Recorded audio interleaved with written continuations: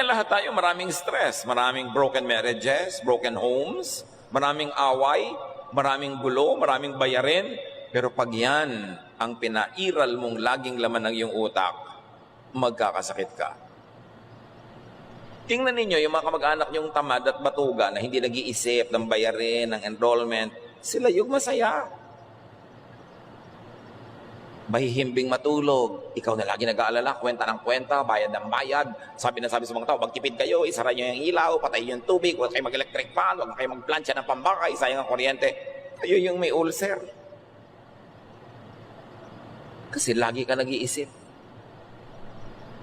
In the fields of neuroscience, yung tungkol sa brain, endocrinology, yung mga tungkol sa atay, mga internal organs, and psychology, sila ngayon ay pinaghahalo-halo ng medisina in a discipline called psychoneuroimmunology. May bago ng ganon. Pinagsama-sama yung tatlong discipline as medicine discovers the precise links between the states of mind, emotional moods, and physical chemistry.